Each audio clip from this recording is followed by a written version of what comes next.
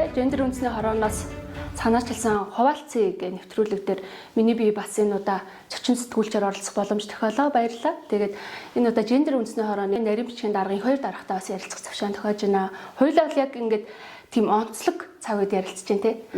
Энэ жил одоо манай сонгуул бол туршилтын сонгуул гэж яриад хараад байгаа миний зүгээс бол яад гэвэл яг эмэгтэйчүүдийн манлайлал гендер мэдрэмж тал дээр бол ингээд бас нэг цоошин эргэлт хийсэн байж магадгүй гэж одоо маш хүлээж штэ тий. Яг одоо ингээд хөндлөнгөөс ажиглаад бас нэлээд нэг үүрэг оролцоотой ажиллаж байгаа. Танай хорооны хувьд яг энэ намуудын нэр дэвшилт ч юм уу гэдэг дээр ер нь ямар дүн шинжилгээ анализ хийж байна? Яг үндэсний хорооны тухайд бол 2023 оны 7 сараас ер нь 4-5 сараас л та өнгөрсөн оны бид нар намын эрхцэн улсын хурлын сонгуулийн тухай хуулийн нэмэлт өөрчлөлтөд систем өөрчлөгдөж байгаа талбагдуулаад дээр нь улс төрийн намын тухай хуулийн шинжилсэн найруулгатаар бид нар бас аюулсан хамтарч ажилласан. Тэгэд энэний мөрөнд эрхцэн системийн өөрчлөлтөөр дундаа чагсаалт 48 24 ээлжлэхтэй эрхтэй эмэгтэй сүүлжлэх гэдэг энэ бол түүхэн шийдвэр. Энэ бол бас тодорхой дэлхийд бол цөөх улсуудад байж байгаа систем байхгүй. Тэг энийг бол бид нар бол онцолж тэмдэглэж бас ингэж үлдээж байгаа гендрийн хороо түүх бичиж бас түүхэнд энийг бичиж үлдээж байгаа тиймтэй юм чинь. Тэгээд хоёрдугаар нэг асуудал нь бол бидний квотын асуудлыг бол дурдахгүй аргагүй мэдээж дэлхийн нийт 2030 онд бол квотыг бол 50-50 болгоно гэж энэ хүсийн тэнцвэртэй төлөвлөлээ. Монгол улс өнөөдөр 20% улсын хурлын сонгуульд бол бид нар 30%-ийг болгоод гэхдээ 40% гэдэг дээр бол нийгмийн бүх түншлэлт бол нийцээд зорьсон. Гэхдээ 30% маань батлагдсан. Гэхдээ 40% бас орхигдоогүй. 28 онд бол хүсийн төлөвлөлт 40%-аар хэрэглэх зөвхөн улсын хурлын сонгуульд ч тийм сонгуулийн тухай хуульд бол өөрчлөлт оруулсан. Тэгээ системийн дагуу энэ өөрчлөлтүүд хийгдсэн. За зөвхөн энэ өөрчлөлтийг бид нар хийгээд орхих нь бол үндэсний хэмжээнд харамсалтай шүү дээ. Бид нар энэ системээр анх удаа түүхэн өөрчлөлт гаргаж бас түүхэн шийдвэр гаргаж үндсэн хуультай хүндэж 126 болгож одоо анхны сонгуул хийх гэж шүү дээ. Тэгээ анхны сонгуул өөрөө зөв байгаасаа, шудраг байгаасаа, нээлттэй байгаасаа тэр зорж хийсэн хүссэн үр дүндээ хүрээсэй гэдэгт нь олж гендер үндэсний хороо сонгогчийн боловсролыг нэмэгдүүлэх, хүсийн тэнцвэртэй төлөөллийг нэмэгдүүлэх чиглэлд бас тодорхой ажлуудыг тодорхой үйл ажиллагаагаар дамжуулаад хийж байна. Энтэй ярилцээгээд бас ганц нэг тов баримт харж ирсэн. Тэгээд квот бол ингээ 30% гэж орж ирж байгаа шүү дээ тий. Тэгэхээр яг 9 дэх удаагийн сонгуул дээр одоо иргэний нийгмийн зүтгэлтнүүд одоо хүний эрхийн төлөө тэмцэгчид бол 30% бол хангалтгүй 40% гэдэг дээр бол сал нэгдээд тэгээ яг хуулийн дээр 30% гэж орж ирсэн. Тэгээ одоо ингээ намуудыг харах юм бол ардын нам ардчилсан нам 2 бол 30.2 ч юм уу тий. Хүн нам бол нэг 40% та эвсэл 40 гаруй хувьтай гэдээ орж ирж штэ. Тэгэхээр яг ингээд нөгөө дөнгөн данган одоо тэр квота бүр ингээд шүргэж байгаа те. Магадгүй одоо сонгуулийн ерхий хороонд бүр түүхийн тулд ч юм уу ингэж оруулж ирж байгаа юм шиг ийм одоо шөмжөлтэй дүр зураг харагдаад шүү дээ. Тэгэхээр одоо энэ эмэгтэйчүүдээ яг энэ нөхцөлд одоо нэгэнт ингээд явцсан эмэгтэйчүүдийг одоо манлайл шийдвэр гаргах төвшөнд оруулж ирэх. Энэ л нөгөө сонгогчдын боловсралтай аягүй холбогдчих шүү дээ. Сонгогчдын боловсрал талаас гендер үндэсний хороо аягүй сайн ажиллаад байна. Ер нь сонгогчдын боловсрал гэдэг дээр та юу гэж хэлэх вэ? Таны дараа би саналаа хэлье. Харин тийм ээ одоо яг нөгөө өмнө нь хэлснээр өнөөдрийн байгаа биднэрт мэдээллийг ингээд харахаар зүгээр ингээд аль биесны сонгогчид яг ч хэлсэн байдлаар нам дээр бол зарлагдаагүй байна л та. Гэхдээ ерөнхийдөө нөгөө ихний урдчилсан бүртгэл явагдсан шүү дээ. Тэгэхэд өнөөдөр бид нар нөгөө улсын хурлын сонгуулийн тухай хуульд орсон 30% квотыг яг л нөгөө таац гэж ойлгодог хэвээрэл байна. Энэ дээр Монгол улсын хурлын 9 дахь удаагийн сонгуультай дахиад өөрчлөлт гарахгүй байна. Гарахгүй байна гэдэг нь бол юу гэж хэлж байгаа вэ гэхээр парламентын судалтаа 3 намын тухайд одоо юу гэдэг нь хамгийн дийлэнх олонх байгаа намуудын тухайд тодорхой судалтаа байгаа намуудыг ингээд харахад мөн өнгөрсөн 30 жилийн хугацаанд парламентын судалтаа бас төлөөлөлтөө бүлэгтэй явж ирсэн намуудын тухайд ингээд харахад бол хангалтгүй зөвлөлттэй. Ер нь бол бид нар ийм хэрэгцээ шинжилгээ хийгээд 38 эмэгтэйг нэр дэвшүүлж гэдэг бол 126 дотор 38 эмэгтэйг нэр дэвшүүлээд 38-уулаа гарна шүү дээ гэдэг баталгаа байхгүй. Тийм. Тэгээ 30.2% сонгогдно гэдэг бас баталгаа байхгүй. Тэгэхээр тэрэнд тулгаад нөгөө нэг босго квота таац гэдэг квотоор нэр дэвшүүлж байгаа нэг талаас асар харамсалтай бас тодорхой ахиц энэ дээр харагдахгүй байна гэж харагдаж байна. Нөгөө талаас бид нар одоо нэгэнт энэ байдал бий болж байгаа учраас нэг 2 том гарцэн гэж харж байгаа. Ерөөсөө бид нар улс төрийн намын тухай хуулиар нь дамжуулаад намын дотоод соёл, дүрм, журам, намын доторх гендрийн үзэл баримтлал, намын бодлогод гендрийн үндэсний хороо нэгт хамтарч намын одоо бүх шатны тэр дундаа яг тэр хуульд заасан 4 том байгууллагын хүсийн тэнцвэр дэдлийн тайлан манай хороонд ирэх гэж штэ.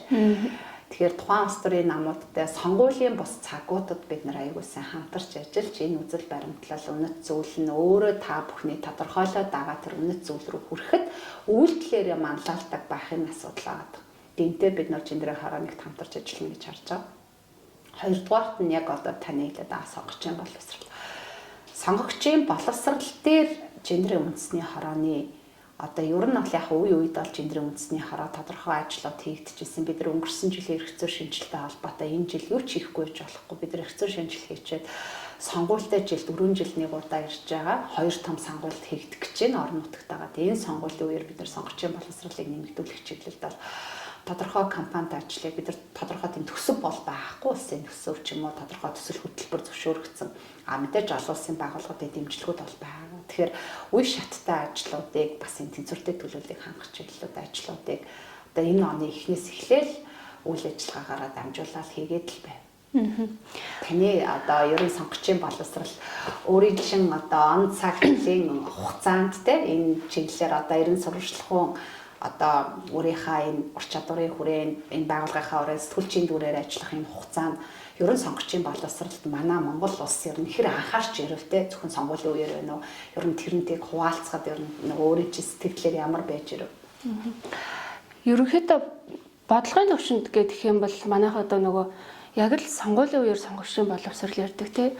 Хэвлэл мэдээллийн байгууллагууд нь сонгогчдын боловсрал чи яасан бэ гэдэг тэгэн гут нэг сонгогчдын боловсрал ярьдаг ч юм уу. Ер нь яг л ийм явж ирсэн. Тэгээ яг сүүлийн нэг жилийн хугацаанд зүгээр ингээд анзаархад сэтгүүлчдийн хувьд ч гэсэн тий хүний эрх гендрийн чиглэлээр айгүйх мэрэгшгийг хичээж тодорхой одоо тооны сэтгүүлчд мэрэгшээд ингээд одоо сая эмэгтэйчүүдийн манлайлал гэдэг тал дээр айгүйх ингээд ач холбогдол өгөө явж байгаа. Энэ бол бас нэлээд бас том үр дүн та бүхний ажилд ч гэсэн ингээд хамтын ажиллагаан дээр үр дүнтэй авах гэж найдаж байгаа. Хоёрдугаар гэх юм бол сонгуулийн боловсролын тухайд яг энэ жилийнх дээр нэг онцлог байгаа. Сонгуулийн өрхийн хорооны дэргэд сонгуулийн боловсрол гэдэг клуб байгуулад тэг ингээд бүтэн нэг жилийн турш сонгогчтой холбоотой сонгуулийн боловсролтой холбоотой гэдэг ингээд сэтгүүлчдэд ингээд сар тутам сургалт өгөө явж байна л та. Гэхдээ энэ бол яг сонгогчдын боловсрол талдаа бол ер нь яг чамлалттай. Яг сонгуулийн талаар мэрэгших энэ сонгуул гэдэг чинь юу юм бэ гэдэг энэ учир шалтгааныг олох энэ чиглэлээр бас сэтгүүлчид нэлээд үр дүнтэй гэж харж байгаа. Тэгэхээр яг энэ одоо бааз суурин дээрээ чиглээд одоо гендрийг сонгогчдын боловсролтой уяад ч юм уу ингээ хумал нэлээд үр дүнтэй авах гэж бодож байгаа. Миний хувьд бүр ингэж одоо ингээд тантай ярилцж байгаа шууд ингээ хэлж болдсон болов болдгүй юм болов сайн мэдгүй байна. Гэхдээ хэлчих одоо ингээ сонгогчд маань хэдхэн хоногийн дараа одоо 4 жилдээ нэг удаа төр барих ажил идэлх гэж шүү дээ тий. Одоо энэ бол бидний хувьд маш одоо онцгой язгуур ирэх байхгүй. Тийм учраас одоо ингээд сонголт байхгүй ч гэдэг юм уу ингэхгүйгээр сонгуульдаа саналаа өгөөд оролцоосоо идэвхтэй. Тэгтээ одоо ингээд хичнээн улс төрийн намууд маань ч юм уу одоо эрх баригчид шийдвэр гаргах түвшний хүмүүс маань хүчин чармаалт гаргахгүй байгаа ч гэсэн манай сонгогчид одоо эмэгтэйчүүдээ шийдвэр гаргах төвшин гаргахад эмэгтэйчүүдийнхаа манлайллыг бий болгоход маш чухал үүрэгтэй. Энэ дээр юу гэж харж байгаа юм бэ? Би зөв өөр хүн тухайд бодож байгаа хэлж байгаа байхгүй. Би одоо жишээлбэл 2 хүн ингээд сонглоо гэхэд нэг нь эмэгтэй, 4 хүн сонглоо гэхэд 2 нь эмэгтэй, 5 хүн сонглоо гэхэд 3 нь эмэгтэй ч гэдэм үү те. Энэ бол бидний яг эмэгтэйчүүдийн манлайлал дээр оруулж байгаа маш бодит хувь нэмэр. Тийм учраас ингээд нэнүүгөө хэлэхэд манай сонгогчид, манай залуучууд ингэж үзээсэй гэд. Энд дээр яг гэхдээ намайг одоо жишээлбэл ингээ уриалахаар сонгогчид ер нь энэ нөгөө эмэгтэйчүүд яагаад улс төрд орох хэвээр юм?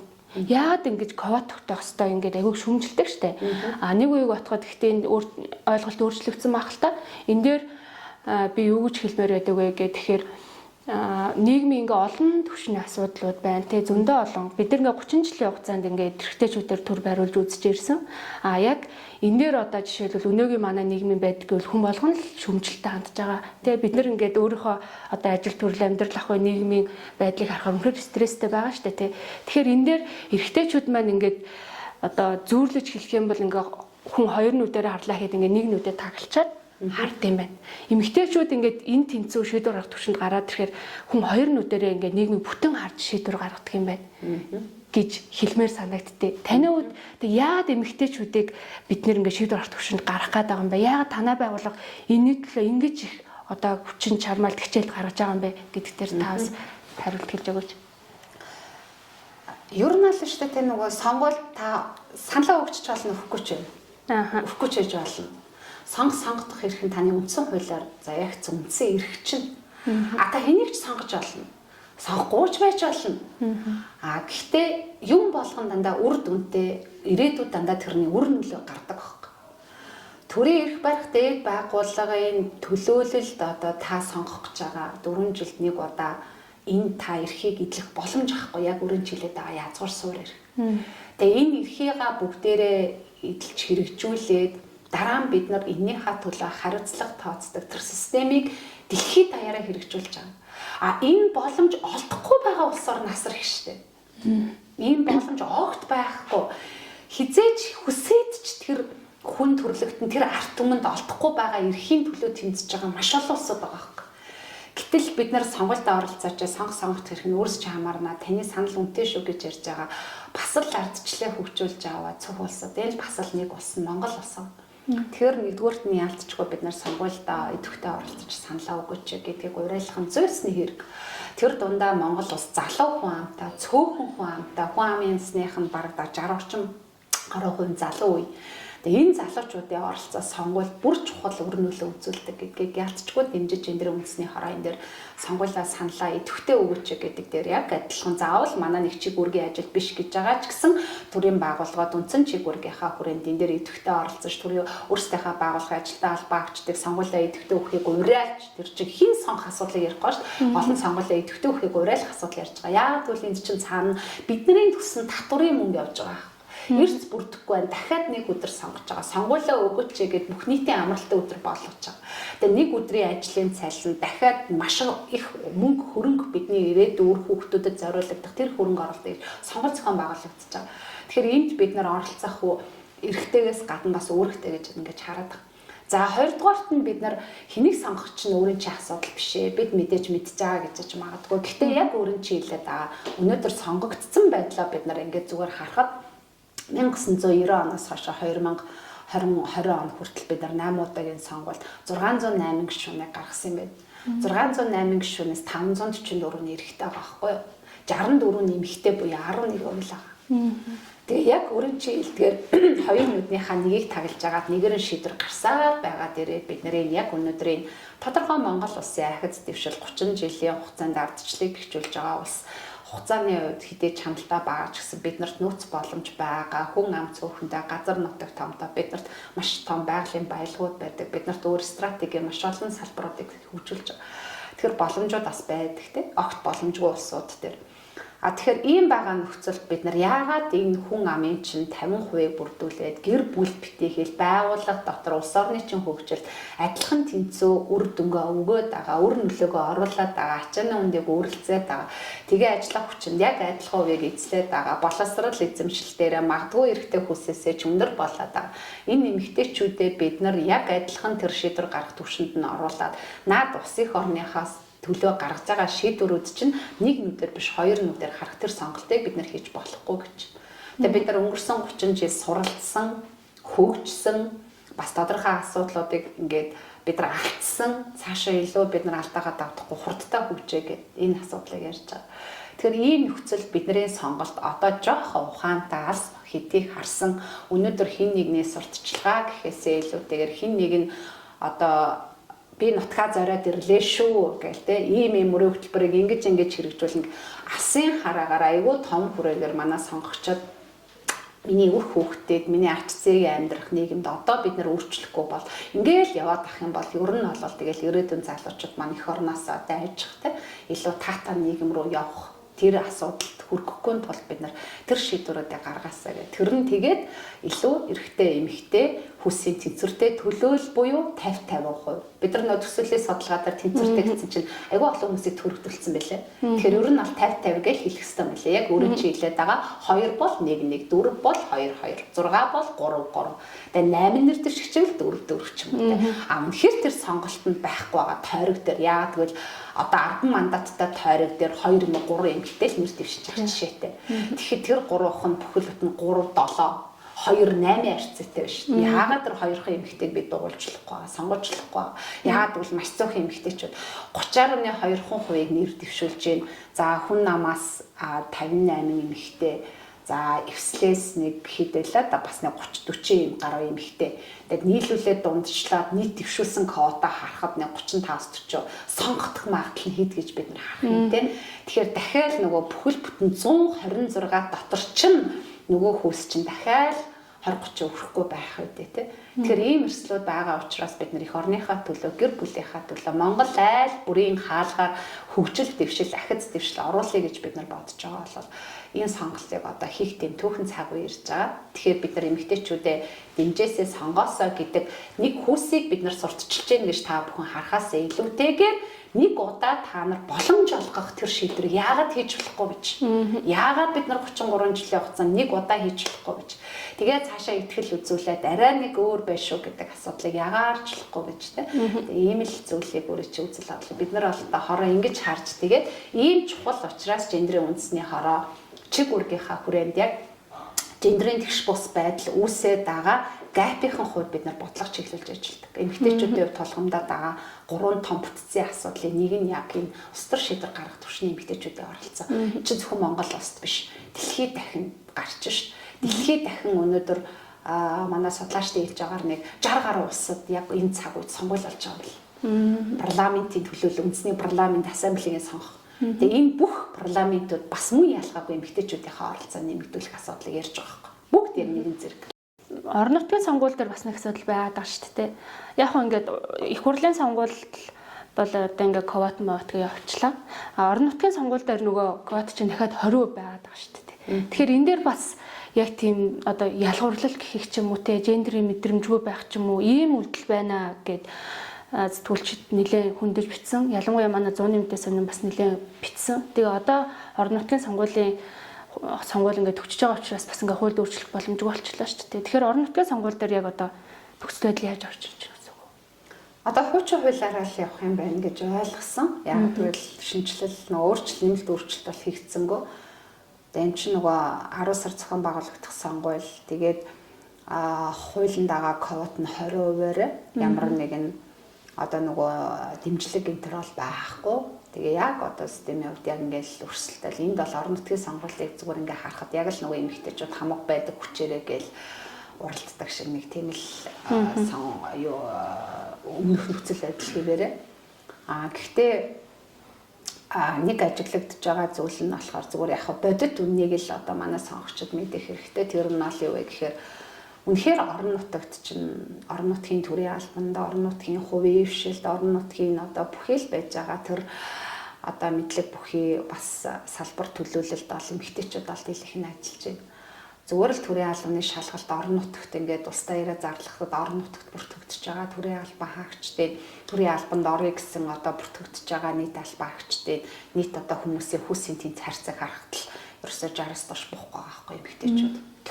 Тэгэхээр эн чинь илүү эрэгтэйчүүд яагаад төрийн албанд орох юугүй байна, яагаад шалгалт өгөхгүй байна те мэдээж тэнцэнэ байж байгаа орон нутгийн эрэгтэйчүүд те тэгээ мэдлэг боловсрол юмараа угаасаа илүү байна, тодорхой бас итгэл үзүүлээд ажиллаа бас итгэл зүтгэлтэй хийж гин тэгээ гол нь намууд боломжийн өгөөд бодлогын дэмжлэг өгөөд чи сонгуульд яваа таныг сонгуульд дэвшүүлье зардлаа өөрөө гаргаад дэвших гэвэл ямар ч эмэгтэй нэрслэг өөрчлөхгүй өөрөөрөө энэ ажил хийж байгаа нь өөрт нь аз жаргалтай илүү зардал гарахгүй хүүхдийнхээ боловсролын хөрөнгө оруулалтаас би хасмааргүй байна гэдэг асуудал ээж болгоны бодолд байгаа ш.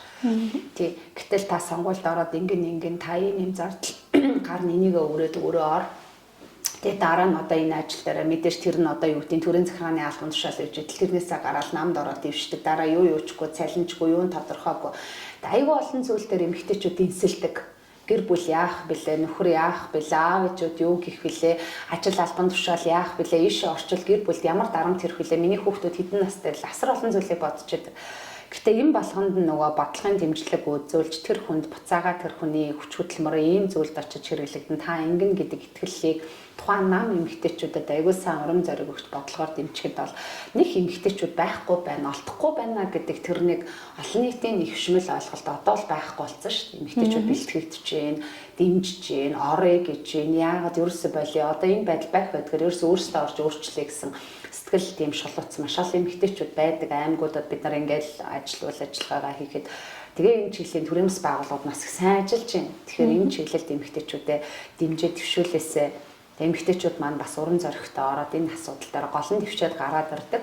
Буцаага албан тушаал томилдог томилгоонуудаар дахиад эмэгтэйчүүдэд хошоо суулгачдаг. Бити ингээсээ те анханасаа одоо юу гэдэг нэгэ болгоод тэгээ хамгийн гол нь орон нутагт урайлмаар нэг зүйл нь одоо тэртээ л хучин системээр явах юм чинь ер нь бид нар цаашид ингээд сонгуулийн системийг сайжруулахаас гадна энэ орон нутагт ч бай, улсын хэмжээнд ч бай, засгийн газар их хурлын бүх түвшиндэж ер нь энэ хосломол арга барилыг, удирдлагын арга барилыг аягүй сайн хэрэгжүүлмээр байгаа юм. Одоо гендрийн хороохон хоёр зүйлд амар нүдэ одоо ширгэхгүй ингээл нэгдүгürt нь бид нар сонгож юм боловсоо сонгуулийн үрдүүд, хоёрдугаарт нь засгийн газрын томилгоонууд биш. Одоо дараа нь одоо жинхэнэ одоо танай хэвлэл мэдээллийн байгууллагууд бүх түвшинд тэрнээр ажилласаа гэж бодож байгаа. Одоо бид нар жинхэнэ гендрийн үеийн квотыг одоо дахиад тэрийгэ тааз гэж ойлгохгүйгээр бид нар засгийн газар бүрэлдэг тэр томилгоонууд тэр бүх салбаруудын тий сайдуудын янз бүрийн одоо томилгоонууд дээр яаж бид нар хүсийн тэнцвэр балансыг хангах вэ гэх юм чи ингээл орж ирэх байхгүй. Тэгэхээр энэ бас их чухал. Дараа нь тэгээ орон нутгийн сонгогчд руу чиглэсэн бас орон нутгийн сонгогчийн боловсролыг чиглэсэн компанид ажиллаа бас эрхчлүүлэл ажиллана гэж бодож байгаа. Уусаа тэгэл эн чинь түүхэн цаг хугацаа 4 жил нэг удаа тохиож байгаа гендрийн үндэсний хороо ажиллахгүй гэдэг яах вэ тий. Гендрийн гэп үүссэн үндсэн том асуудал байж.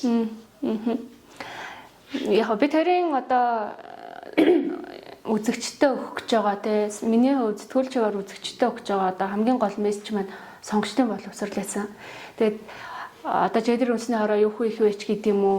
Энд дээр ингээд ярилцахаар нэлээд ингээ урт болоод явчих учраас те бас үзэгчд маань төөрөлдчих юм болоо би тэрийн гол санааг бас ингээд барьж авчихдаггүй үлдчих юм болоо гэдээ бас жоохон санаа зовоод байгаа болохоор дараагийн удаа бас та бүдэрт ярилцах өчнөө цавшаан тохиод тэгээ би энэ дээр нэг зүйлийг онцлохыг хүссэн.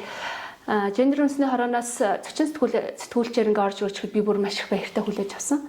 Тэгээд хоёрдугаар гэх юм бол энэ хоёр даргаыг одоо бид нар бол ингээд дандаа нөгөө ярилцагчтайгаа цаг тавуулчаад аль болох нөгөө хүнийхээ цаг завыг бодоод очиж ярилцлага авдаг бас.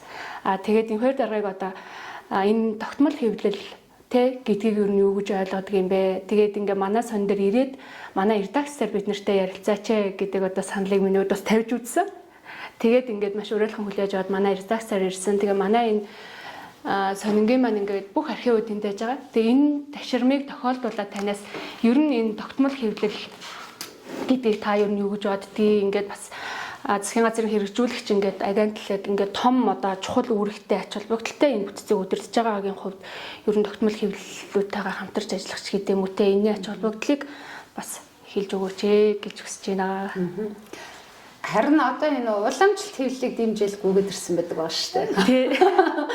Өөрөөр хэлбэл ер нь аль нөгөө бид нар ингээд нөгөө яг мэдээж мэдээллийн технологиг дагаад нийгэм айгүй юм хурдтай маш олон мэдээллийг айгүй амар хэлбэр аргаар тэгээ айгүй их ингээд нөгөө цаг зав өрөхгүйгээр зардал мөнгө гаргахгүйгээр авдаг болж байгаа.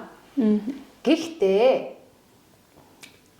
яг нөгөө нэг хэвлэлийн хүрээлэнгээс хийж байгаа судалгааг харах юм бол та энэ мэдээллийг үнэн батад одоо хэвлэл мэдээллийнхэн хувьд алинд нь илүү ихтгэл одоо итгэж байна гэхээр телевиз санаа хоёр хэвээр байсаар л байгаа. Ер нь аль.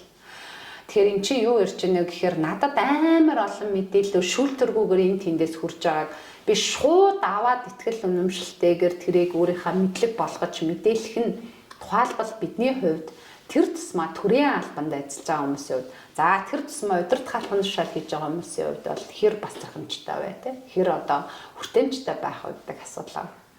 Хоёрдугаарт нь төрийн байгууллагууд нь өөрсдөө бас ингээд нэг юм сошиал ч юм уу хөнгөн байдлаар бас ингээд мэдээлэлд одоо ханддаг ч юм уу тэрнээсээ илүүтэйгээр бид нар бас ингээд тодорхой төвшөнд уншдаг тэгээд дахиад энийг бас ингээд харьцуулдаг тий 2-3 жилийн дараа би чинь 6 жилийн өмнө өгсөн сонины ярилцлагын хайжилбар одоо хүртэл хадгалдаг шүү. Тэгэл тэрийг ингээ харахад бол тэгээ ийм учраас уламжлалт хэвлэл, бичмэл хэвлэл гэдэг зүйлүүдэд бид нар зүгээр ерөөсөө нөгөө орхигдуулж болохгүй. Энэ бол ингээ бидний тодорхой түүхийг, тодорхой явж ирсэн зам мөрийг одоо бас бичиж үлдээж идэг.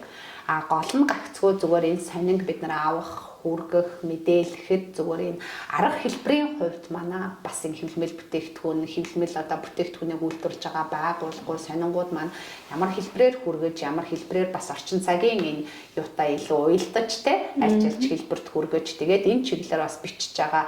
Сонин